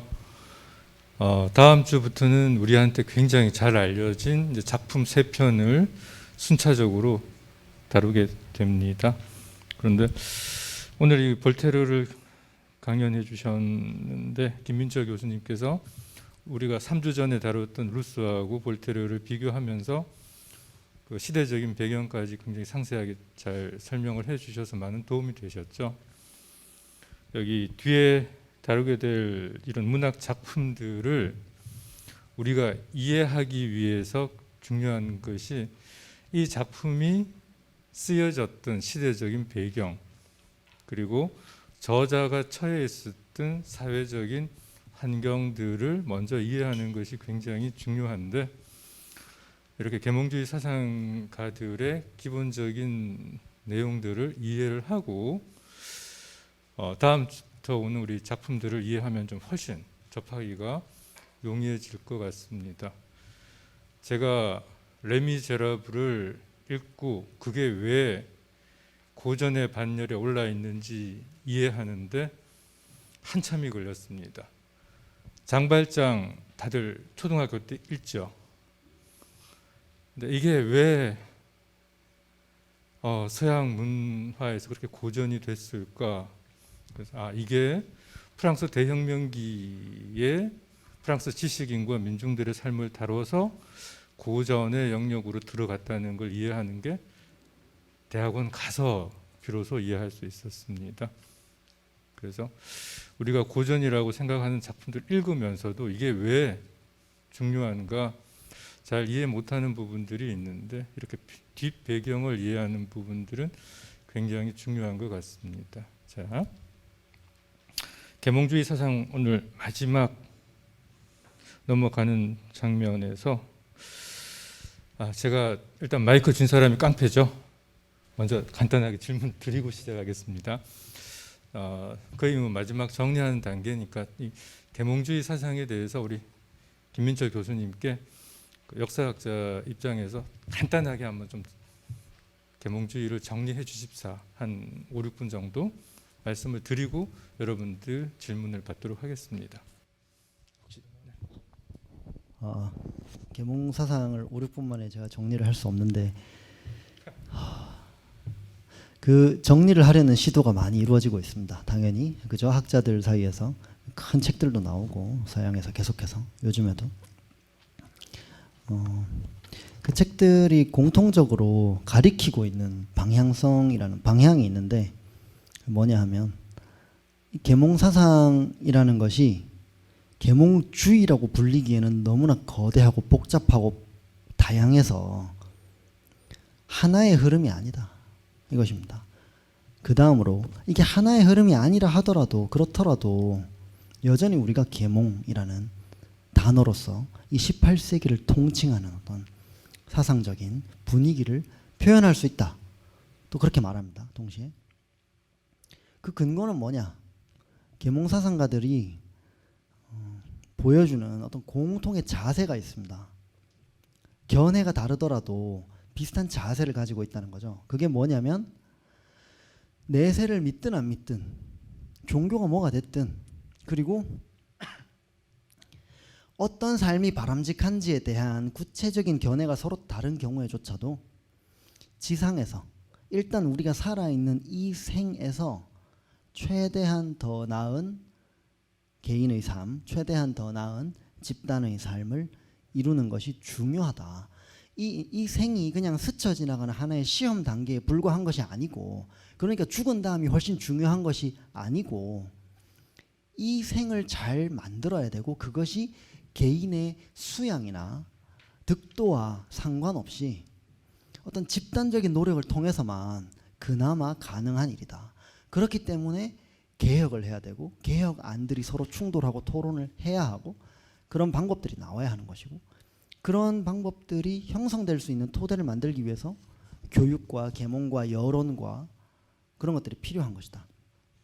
이런 관점이 이런 자세가 계몽 사상가들에게 공통적인基盤을 이룬다라는 것이 현재 학자들의 중론입니다. 그리고 종교와 계몽이 충돌한다는 견해는 더 이상 유지될 수 없다.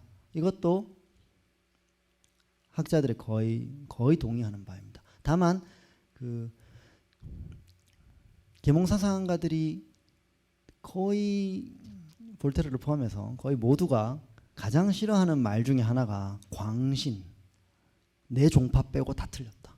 그리고 광신은 그걸로 끝나지 않습니다. 그 당시 단어에서 광신이란 말은 내 종파 빼고 다 틀렸기 때문에 전부 박해해야 한다. 이 광신과 그리고 무신론, 18세기의 사고방식에서는 무신론은 그 즉시 무도덕으로 이어지게 되어 있다고 많은 사람들이 생각합니다.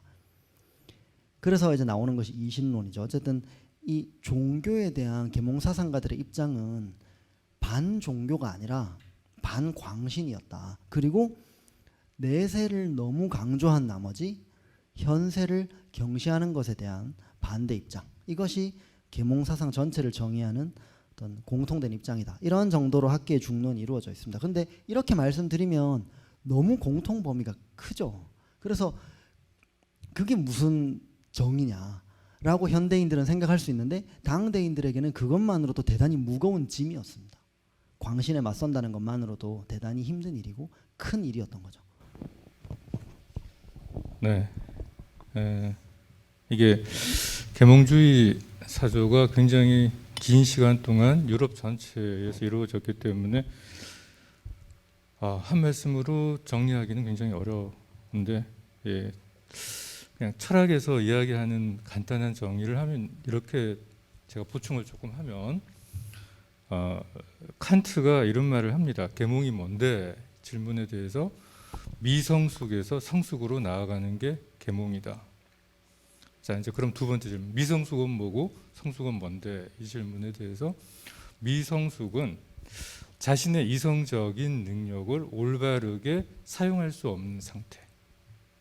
그러면 성숙으로 나간다는 것은 자신의 이성적인 능력을 올바르게 사용해서 이 세상을 바르게 이해할 수 있는 상태가 계몽된 상태라는 이야기입니다. 그래서 계몽주의에서 가장 중요하게 생각하는 것은 전통, 권위 이런 것들을 넘어서서 본인 스스로가 내 이성을 사용해서 대상을 합리적으로 파악하고 이것을 통해서 삶에 필요한 규칙들을 자율적으로 성립시키고 이것을 실행할 수 있는 능력을 갖는 게 계몽에 대한 기본적인 개념입니다. 그럼 이런 생각들을 기반으로 해서 정치, 경제, 사회, 문화 전반적인 문제들을 이제 다루려고 했던 것이 기본적인 계몽주의 사조라고 이해하면 조금 편리할 것 같습니다. 그래서 정치에서는 이제 이런 것들이 일종의 혁명적인 부분으로 연결이 되고 사회 문화적인 측면에서는 그 당시까지 강력하게 사회에 영향을 미치고 있었던 종교적인 부분들, 다시 말해서 카톨릭이나 개신교의 기본적인 교리 체계나 또 정치화되어 있는 그 종교적인 관점들에 비판하고 대비시켰던 사상들이 이 계몽주의 사상에서 큰 역할들을 합니다. 그래서 방금 말씀하신 것처럼 18세기 기독교 가장 큰 틀이 이신론적인 사고방식. 그러니까 이신론도 신을 부정하는 게 아니고 하나님은 세상을 창조했지만 창조하는 것으로서 모든 역할은 끝났고 이제 더 이상 인간 세상에 관여하는 것이 아니고 그 규칙에 따라서 자연적인 규칙에 따라서 이 세상이 흘러가도록 그냥 지켜보고만 있다라는 게 이신론의 가장 기본적인 관점입니다. 그래서 종교 지도자들이 가지고 있었던 권위라든지 정치적인 어떤 권력 이런 것들에 대해서 상당히 비판적으로 나가는 그 운동들을 진행을 합니다. 혹시 또 다른 질문들 더 들어오시면은 제가 그거하고 연결해서 한번 우리 김민철 교수님께서 말씀해 주실 수 있을 것 같고요. 제가 역사적인 걸 찾아보니까 이 볼테르가 1694년에 태어나서 1778년에 생을 마감했는데 이게 참 기막히게 또 조선의 영조하고 딱 겹칩니다. 출생 연도가 1694년 똑같고요. 사망한 것이 영조보다 볼테르가 2년 더 살았네요. 그러니까 자, 이 볼테르 사상을 이해하면서 당시 우리는 이런 시대였는데 서양에서는 지금 우리하고 다르게 이렇게 나갔던 부분들 한번 비교하시면서 정리하시면 조금 더 이해하시기가 편할 것 같습니다. 제가 이거 사회 보면서 말 많이 안 하는 게 원칙인데 죄송합니다. 조금 말이 길었죠. 자, 여러분들 질문 받도록 하겠습니다. 질문 있으신 분들은 네, 손을 들어서 네, 선생님께서. 예, 교수님 강의 감사드립니다. 그 18세기로 들어가라는 말씀이 참 오랫동안 남을 것 같습니다. 그 몇 주 전에 어느 교수님인지 기억은 안 나는데 똑같이 18세기 말씀하시면서 소제목으로 부드러운 상업이라는 말이 나왔는데 그때는 그게 어떤 의미인지 좀 이해가 안 갔는데 오늘 교수님 말씀 들어보니까 조금 더 가까워지는 것 같습니다. 두 가지 질문을 드리고 싶습니다. 첫 번째는 강의 중간에 말씀하셨는데 그 에카테리나 대제에 대해서 사실은 저는 그 한 달 전쯤에 어느 신문에서 새로운 책을 소개하는 글을 본 적이 있는데 제목이 에카테리나 서한집, 그래서 읽으면서 이게 볼테르에 대한 열렬한 추종자였다 그걸 알고 오늘 강의가 혹시나 싶어서 검색을 해보니까 그 책의 그 저자 저 펴내신 분이 그 우리 김민철 교수님으로 돼 있어가지고 그 공부를 참 많이 하셨구나. 근데 아까도 이렇게 말씀을 하셨는데 제가 아직도 좀 의혹이 남는 것이 그 당시에 저희들 그냥 보통 시민의 생각으로는 절대 군주, 전제 군주 그런 시대인데 그럼에도 불구하고 그런 그 계몽 사상가의 사상을 추종하고 받아들이고 그냥 보통 생각으로는 조금 이게 모순되고 상반되는 것 같은데 거기에 대해서 한 번 또 조금 더 설명을 부탁드리고요. 두 번째는 참 죄송합니다만은 18세기에서 잠시 벗어나서 오늘 우리 21세기로 돌아와 보면은 좀 어리석은 질문입니다만 그럼에도 불구하고 우리 사회의 갈등을 좀 해소할 수 있는 묘수, 그러니까 볼테르는 어쨌거나 저희 보통 시민들한테는 관용의 사상가로 각인되어 있습니다.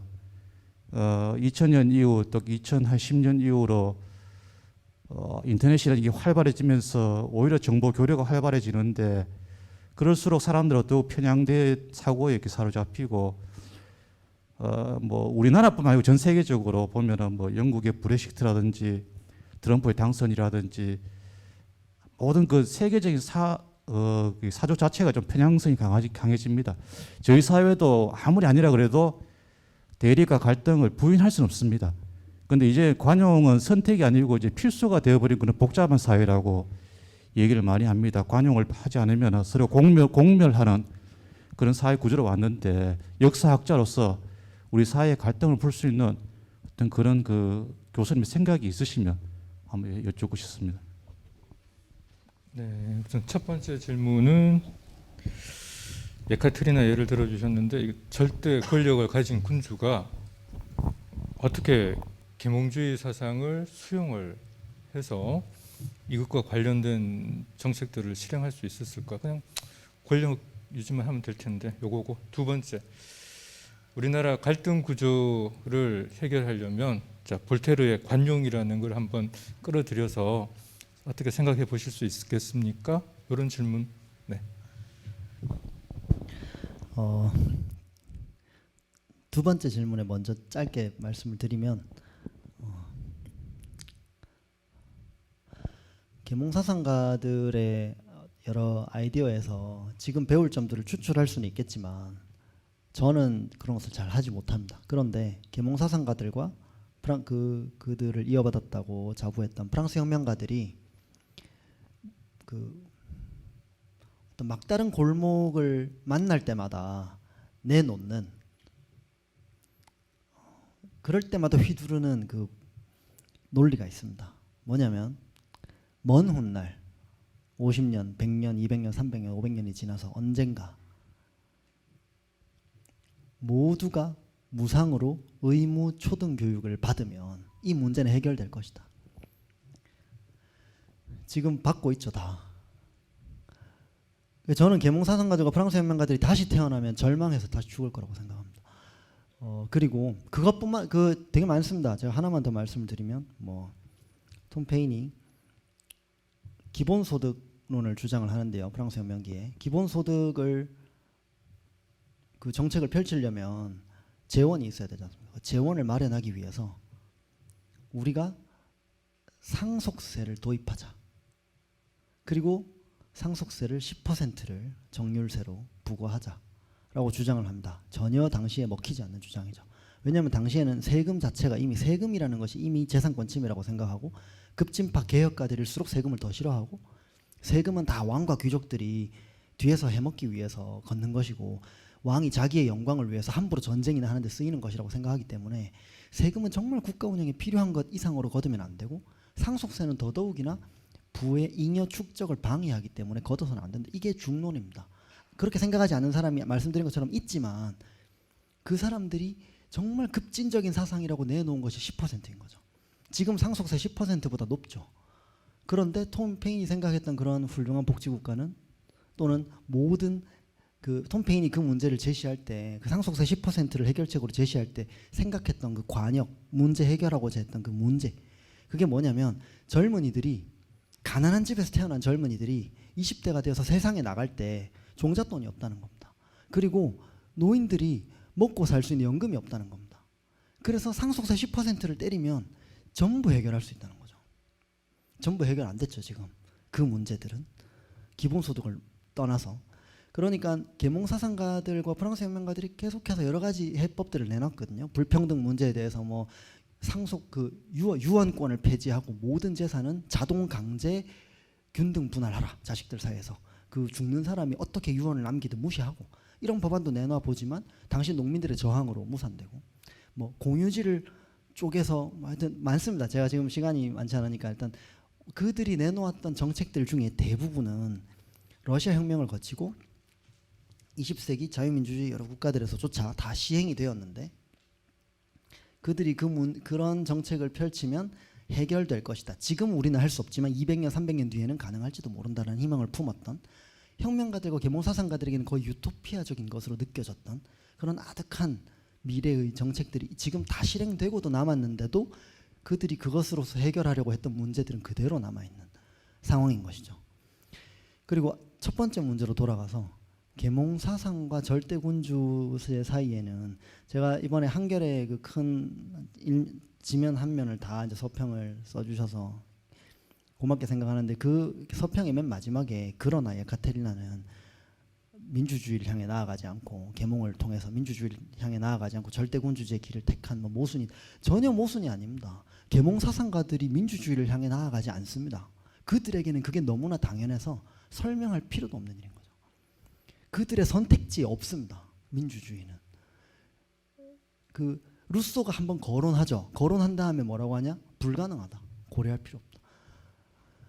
그러니까 그 계몽사상을 절대군주가 계몽사상에 감동해서 그 계몽사상을 자기 것으로 만들려고 하는 것은 상당히 자연스러운 일입니다. 그런데 조금 더 제가 이해할 수 있게 전달을 드리고자 노력을 해보자면 그 계몽사상의 내용이라는 것이 아까 말씀해 주신 것처럼 사회전문께서 말씀해 주신 것처럼 그 이성의 사용이라든가 이런 좀 더 고상한 철학적인 얘기 말고 완전히 그 구체적인 정책의 차원으로 군주가 펼쳐야 하는 정책의 차원으로 들어가면 계몽사상가들이 내놓은 해법들은 왕권을 강화하고 귀족을 견제하고 그렇게 함으로써 귀족들이 갖고 있는 이권을 민중에게 평민에게 농민에게 조금 더 나누어주고 왕이 전쟁을 제대로 수행할 수 있는 상비군을 운영하고 세금을 좀 더 합리적으로 거두고 이런 것들입니다.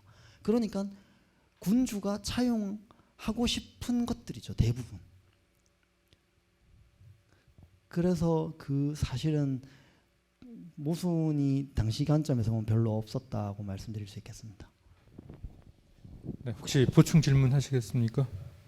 네, 알겠습니다. 교수님 그 강의 고맙습니다. 지금 여러 강의 감탄을 했습니다. 요새 그 키워드가 반지성, 집단지성 이런 말들이 있잖아요. 그래서 그 집단지성의 어떤 이런저런 문제점, 폐허 이런 것도 있거든요. 그래서 집단지성하고 반지성을 구분해서 설명이 가능한지 또 그게 가능하다 그러면 집단지성과 반지성에 대해서 좀 교수님이 가지고 계시는 어떤 견해 부탁드리겠습니다. 질문은 명확한데. 제가 답변을 드려보겠습니다. 제 견해를 여러분들께서 물어보시는데 저는 별로 견해가 없습니다. 견해를 형성하기에 아직 경험도 부족하고 그렇지만 어쨌든 제 견해가 중요한 것이 아니라 그 생각을 하시는데 어떤 자료가 좀 더 있으면 좋으신 거니까 계몽사상으로 돌아가서 한번 말씀을 드려보겠습니다. 당시 용어를 사용하지 않고 집단지성과 반지성이라는 단어를 사용해서 한번 말씀을 드려보면 계몽사상가들은 계속해서 반지성주의를 비판합니다. 그리고 반지성주의자가 누구냐? 계몽사상가들의 관점에서 볼 때 반지성주의자들은 가톨릭 사제들입니다. 그들이 그거를 무지몽매주의라고 불러요. 당시 말로. 그래서 민중을 계속 무지몽매한 상태로 묶어두고 그들이 내세만 바라보면서 이 끔찍한 삶을 버티면서 살다가 죽게 만드는 것이 가톨릭 사제들이 하고 있는 일이다라고 계몽사상가들이 많은 수가 비판을 합니다. 그러면 그 계몽사상가들이 집단지성을 신뢰하느냐? 그거는 이제 여론이죠. 아까 말씀드린 여론 개념인데 계몽사상가들은 대부분이라고 말씀드렸지만 거의 전부 다 모든 사람의 지성이라는 차원에서의 집단지성을 신뢰하지 않습니다. 그 이유는 제가 강의 제일 앞에 잠깐 말씀드리다만 그 인간의 정념 문제입니다. 인간은 어떤 존재인가?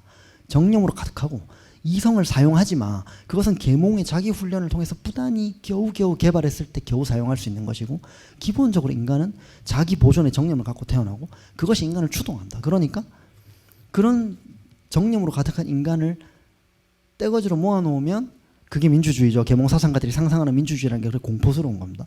그러면 이 집단지성이라는 것은 결국은 끔찍한 결과로 이어질 것이다. 그 끔찍한 결과라는 게 계몽사상가들의 그 언어에서는 역사의 순환입니다. 혁명이죠. 재앙입니다.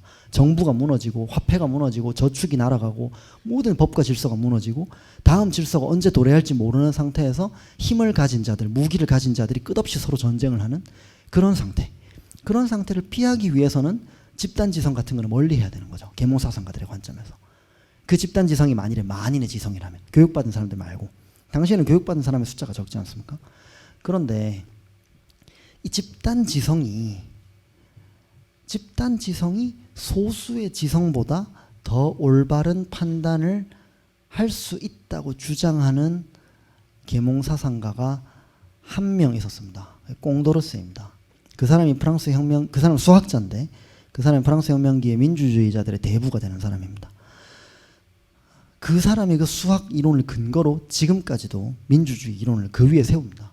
그게 뭐냐면 그 수식으로 증명을 한 거죠. 꽁도르세가 특정 사안에 대한 그 가부 판단을 할 때, 그러니까 예를 들어서 지금 이렇게 보세요. 지금 소득세율을 올린다. 아니면 뭐 코로나19 때문에 발생한 소상공인 피해 지원금을 더 많이 줘야 되느냐, 더 적게 줘야 되느냐. 이런 판단 말고요. 그런 판단 말고 이 사람이 살인자인가 아닌가. 그죠? 이게 파란색인가 빨간색인가. 이런 판단을 할 때 판단에 참여하는 사람이 많으면 많을수록 오류가 날 확률이 줄어든다는 것을 수식으로 증명해냅니다. 꽁도르세가. 그게 18세기 후반입니다. 그리고 그걸 근거로 프랑스 혁명이 터졌을 때 꽁도르세가 국회의원이 돼서 뭘 추진하냐면 투표권을 여성에게도 확장하고 거의 몇 명 안 됩니다. 그 당시에 여성에게 투표권을 주자고 말하는 사람이 극소수인데 정말 여성에게도 확장하고 흑인들도 해방시켜서 교육시키고 거의 모든 사람들에게 장기적으로 즉시는 아니라도 가능하면 빠른 시일 내에 기본적인 교육을 시켜서 투표권을 줘야 된다. 그러면 국가가 더 올바른, 그러니까 더 나은 판단이 아니라 정책적으로 이럴 수도 있고 저럴 수도 있는 이런 사안에서는 꽁도르스의 경우에조차 민주주의가 작동할 수 없습니다. 집단지성. 그렇지만 최소한 그 옳고 그름을 판별하는 사안에서는, 그러니까 옳고 그름이 도덕적인 게 아니죠. 하여튼 그런 경우에는 좀 더 정확한 판단을 향해서 집단지성이 나아갈 확률이 더 높다라는 주장을 한 거죠. 꽁도르세가. 그런 정도 외에는 계몽사상가들은 집단지성이 곧 반지성이다 이렇게 믿었다고 보시면 됩니다. 다만 꽁도르세가 프랑스 혁명기와 프랑스 혁명기와 이후에 유럽에서 혁명과 계몽을 연결하는 가장 큰 이름이 꽁도르세고, 꽁도르세가 그 프랑스 혁명의 지성의 상징이 됩니다. 그래서 꽁도르세의 영향이 혁명을 거치면서 대단히 커졌고, 꽁도르세가 또 듀르그와 볼테르의 제자를 자처하기도 했고, 그러다 보니 이 집단지성, 그리고 집단지성과 필연적으로 당시에 연결되게 되는 민주주의에 대한 여러 가지 견해들, 이런 것들이 계몽사상과 어떤 관계가 있느냐라고 하면 대체로는 집단지성을 불신했고, 계몽사상가들은, 그리고 집단지성이 곧 반지성이다 라고 생각했지만, 프랑스 혁명기로 들어가게 되면 살아남은 계몽사상가들 중에 극소수는 집단지성이 곧 지성이 될 수 있다 라는 입장을 피력하기 시작했습니다. 그러나 살아남은 계몽사상가들 중에 대부분은 여전히 프랑스 혁명기에도 집단지성은 반지성이라고 생각했고, 그래서 프랑스 혁명기의 투표권 같은 게 확장되는 것에 계속 반대했고, 그리고 파리 민중이 정권을 장악한 1793~4년에 살아남은 계몽사상가들의 대다수가 처형당합니다. 그 이유 때문에 정치적으로. 네. 이 정도 말씀드릴 수 있겠습니다. 답변 됐나요? 네네. 아 잠시만 혹시.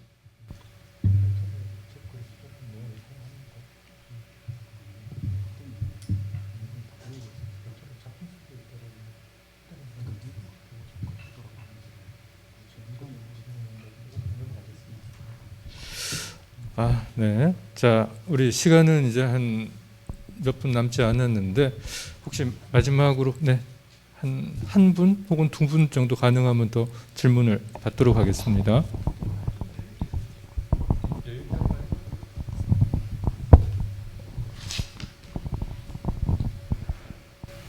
몬테인이 잠시 영국으로 도망간 사실이 있습니다. 그때에 그 당시에 유명했던 그 문필가들 알렉산더 포프나 조나탄 스위프트, 그 다음에 뭐 신학자들 혹은 과학자들 아이작 뉴턴도 만났을 뿐만 아니라 제일 관심을 가졌던 게 그 퀘이커 교도였다고 하더거든요. 그러나 의회 정치로 봤을 때는 영국이 그래도 제일 먼저 나가는 국가였지만은 한 200년, 그러니까 몬테인이 살았던 한 200년 전으로 돌아가면은 1066년에 그 노르만 정복 이후로 전 세계 언어들이 영어는 아주 서민들 중에 서민이 사용하는 언어였고, 불어는 그 상당한 귀족이나 상류층 언어로 사용되었는데, 단지 이제 근세에 와서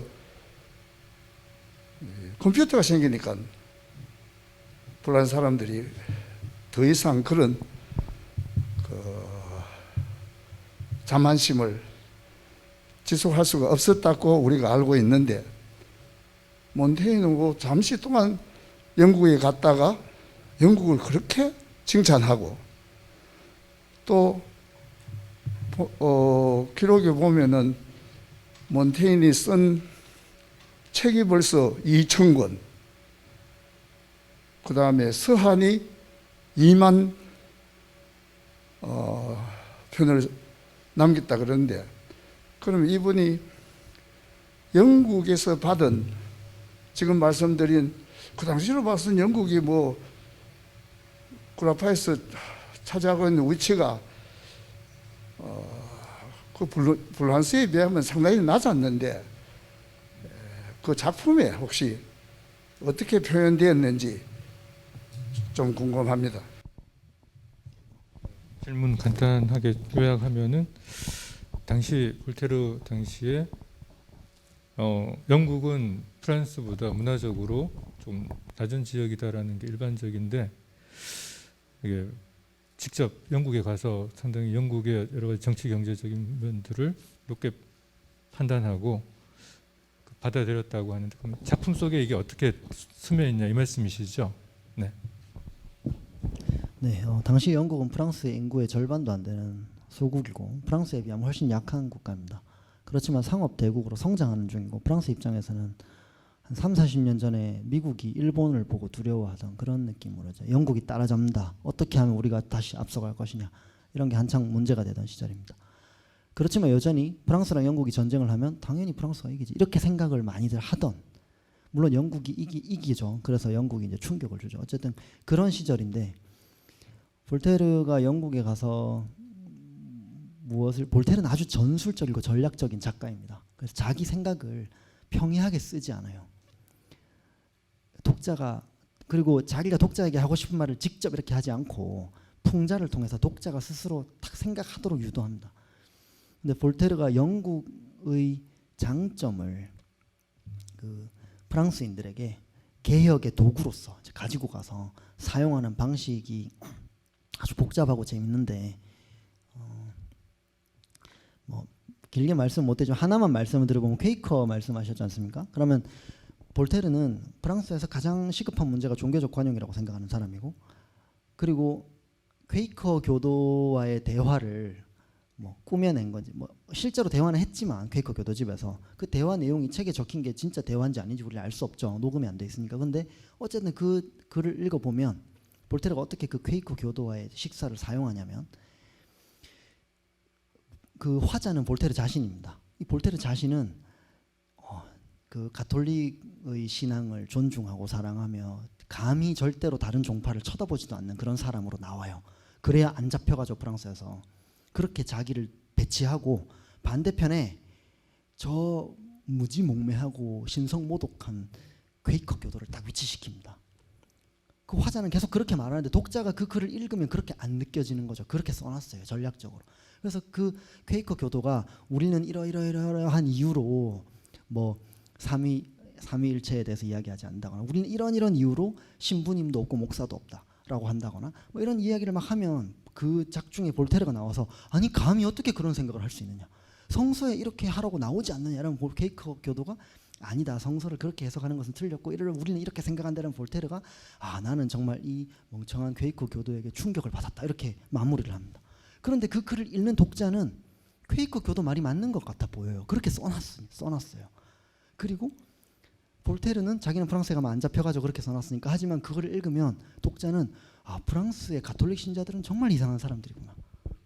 정말 완고한 광신주의자들이구나. 이렇게 생각하게 되도록 써놨습니다. 볼테르는 영국을 그런 방식으로 사용해요. 근데 볼테르가 겨냥하고 있는 것은 영국을 찬양하는 게 아니라 철저하게 프랑스의 개혁에서 사용하는 것입니다. 그래서 예를 들면 영국의 볼테르가 뭐라고 써냐면 영국의 국교도는 너무나 가혹해서 국교도가 아닌 종파들, 온갖 종파들이 있잖아요. 그러면 그 종파에 속하는 사람들은 공직에도 취임할 수 없고 뭐 대학교도 졸업할 수 없고 막 엄청난 제한이 많다. 기껏 해야 예배의 자유밖에 없다. 이렇게 써놨습니다. 그게 뭐냐면 프랑스에 가면 그 예배의 자유가 없거든요. 그러니까 그게 하는 건 뭐냐. 저 약소국, 야만국, 연국도 예배의 자유는 주지 않느냐라는 말을 하는 거죠. 근데 그거를 독자가 그렇게 생각하도록 쓰는 겁니다. 절대로 자기는 그렇게 안 씁니다. 볼테르가 항상 그 어떤 글을 썼는데 그 글이 리스본 왕이나 뭐 프랑스 왕이나 이런 사람들을 비판하는 글을 쓰면 그 글을 프랑스의 고관 대작들에게 편지로 다 보냅니다. 비서시켜서 필사본 쫙 만들어서 보내고 제가 최근에 이런 무시무시한 책을 입수했는데 이것은 절대로 제가 쓴 것이 아니고 이런 끔찍한 무신론자가 쓴 끔찍한 책을 입수했는데 이 책을 어서 하루빨리 금서로 지정하시라고 보내드립니다. 이렇게 보내는 거죠. 그러면 그 편지를 받는 사람은 알아요. 이게 볼테르가 쓴 건 줄. 근데 그렇게 쓰여져 있는 편지를 받아야 그 사람도 경찰에 잡혔을 때 자기가 안전하죠. 그런 식으로 책이 유통되고 개혁안이 유통되는 거죠. 영국에 대한 볼테르의 감탄도 볼테르의 저서 속에서는 그런 방식으로 활용이 됩니다. 자, 혹시 또 다른 질문이 있으십니까?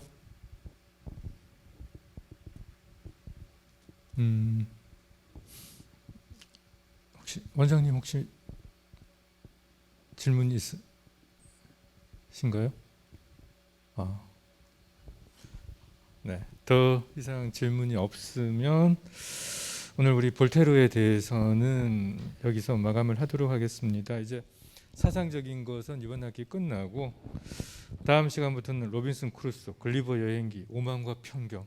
네, 우리가 아주 자주 접했던 텍스트들이니까 평상시 접했을 때 하고 또 여기 와서 해석을 해주시는 담당 선생님들 관점하고 비교하면서 느낄 수 있는 아마 재밌는 시간이 될 것 같습니다. 네, 지금까지 강연해 주시고 질의응답에 열심히 참여해 주신 우리 김민철 교수님께 박수 한번 크게 부탁드리겠습니다. 네, 이제 5월도 한참 중순으로 접어듭니다. 모두 건강히 다음 시간에도 만날 수 있기를 희망하겠습니다. 안녕히 돌아가십시오. 감사합니다.